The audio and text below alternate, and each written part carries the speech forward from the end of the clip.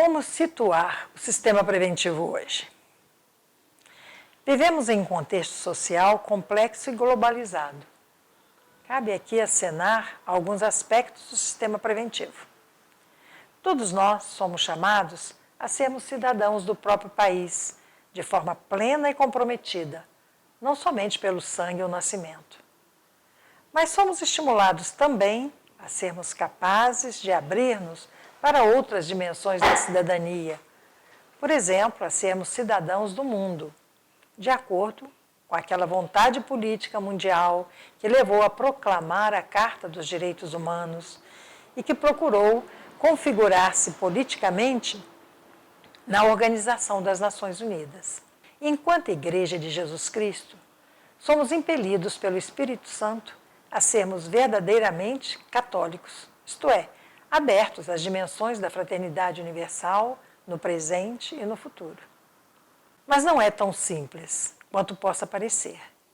O fenômeno grandioso e assustador que cada vez mais está em evidência, a globalização, mostra sua vastidão e seu risco. Que dizer de um sistema de comunicação social que anula as distâncias, mas também pode fazer perder o sentido da realidade e enclausurar a pessoa no mais fechado isolamento da vida. E as complexas dinâmicas que fazem encontrar ou desencontrar povos, etnias, religiões, confissões. Sistema preventivo, podemos concluir, é o nome e sobrenome da educação salesiana. Sabemos que não é exclusiva dos salesianos. Antes, e também no tempo de Dom Bosco, a prevenção, ato de prevenir, fora vista como uma viga mestra da educação por vários educadores e institutos religiosos. Dom Bosco, como diz Lombardo Radice, infundiu-lhe uma alma, instilou-lhe algo próprio. Para Dom Bosco, educa-se não somente ensinando ou motivando, mas também por meio de uma boa relação no contexto do trinônimo, razão, religião e bondade. Educa-se ainda convidando e ajudando e apoiando os jovens na prática da liberdade, da responsabilidade, da crítica, da solidariedade. Educamos não sozinhos, mas juntos, como comunidade educativa.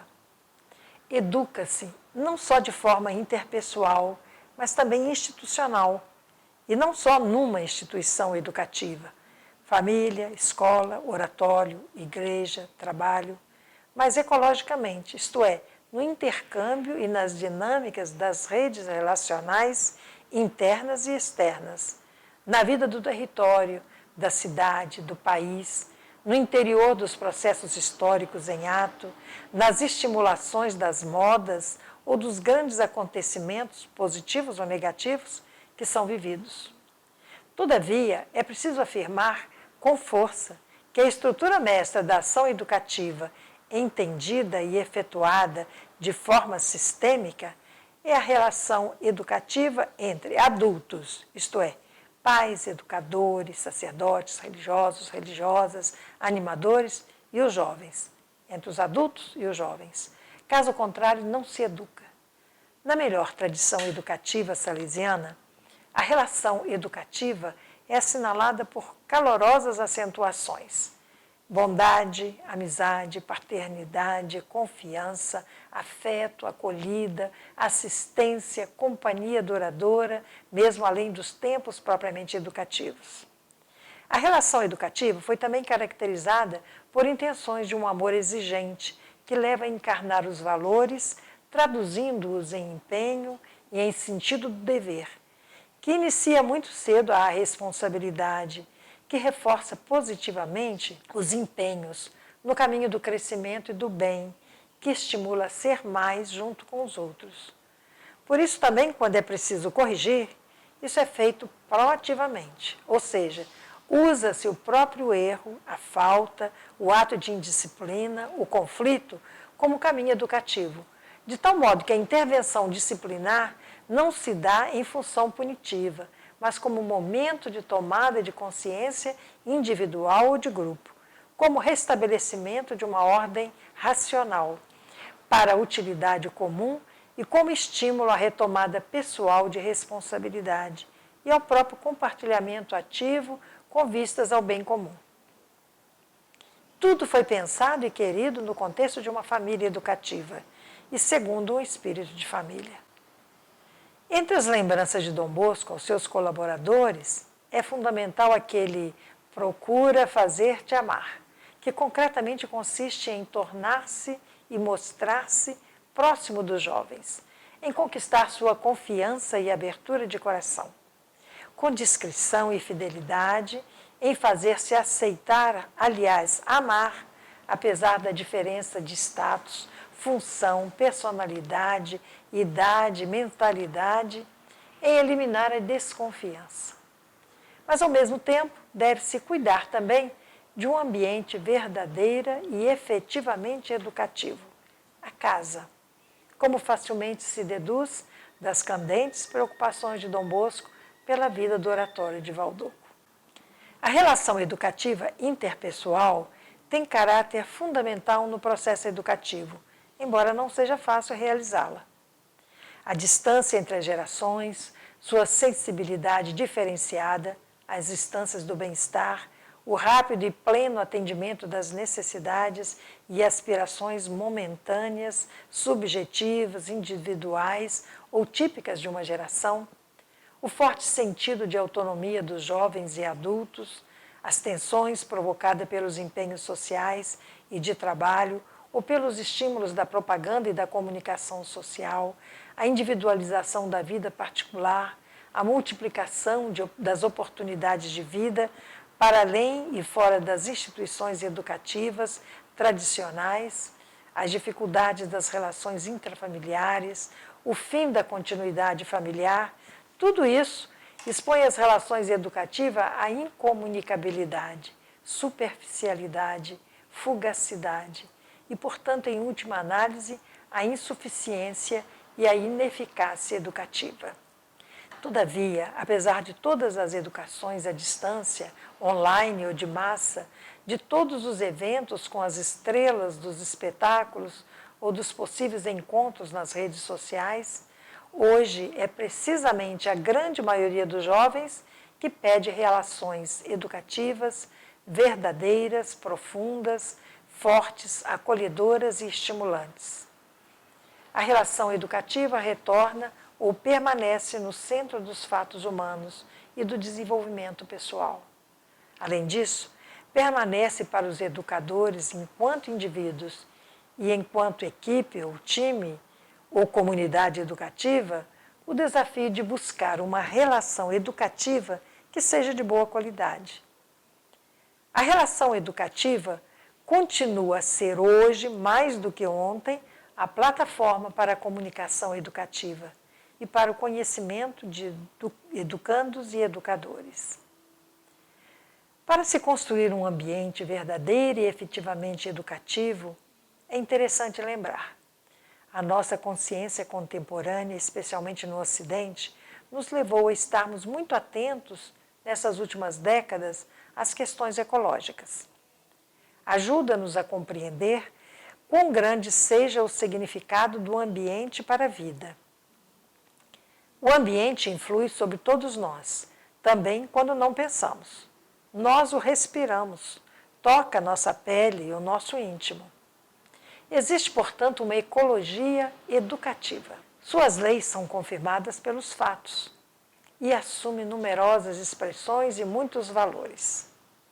A casa e o pátio. Foi essa uma das primeiras aquisições de Dom Bosco que ele incorporou definitivamente à sua experiência de educador. No contato com os jovens das prisões, no encontro com os aprendizes, operários e os jovens trabalhadores que, abandonando suas famílias, foram para Turim, ele intuiu claramente que os estímulos do ambiente, junto com a falta de apoio, podiam prevalecer também sobre a bondade natural e o desejo de bem deles. Não somente compreendeu que seria importante se tivessem um amigo fora, mas chegou rapidamente à conclusão de que era necessária uma casa. Intuiu também que o oratório devia ser para os jovens uma espécie de instituição formativa total. Ser casa que acolhe, paróquia que evangeliza, escola que encaminha para a vida e também pátio, onde é possível encontrar-se e conhecer-se no contentamento e na alegria. Na audiência papal, as capitulares, no capítulo geral 23 das Filhas de Maria Auxiliadora, cujo tema motivador foi ser com os jovens, casa que evangeliza, Papa Francisco reforça essa característica salesiana e propõe, entre outras coisas, onde quer que vos encontreis, no mundo real ou virtual, vós vos aproximais de realidades e problemas sempre novos que vos interpelam.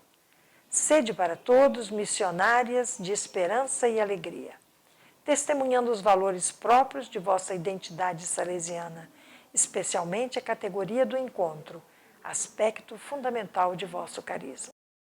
Como ser sinais de esperança e de apoio para a validade do nosso trabalho de educadores.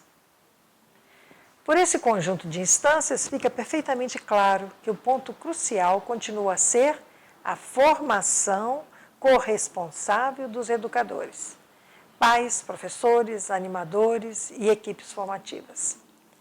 Entretanto, também nesse âmbito, a tradição preventiva de Dom Bosco e da família salesiana sempre pensou que, em boa parte, isso se realiza a partir dos próprios jovens, associados concretamente à missão educativa salesiana, e não somente feitos protagonistas da própria educação e formação, mas também educadores competentes dos próprios colegas e dos próprios pais, que pelos filhos são envolvidos na aventura educativa salesiana. Creio que o exemplo de Dom Bosco pode ser útil para a nossa situação atual. Somos chamados a agir no mundo da história, no civil, no social, no político.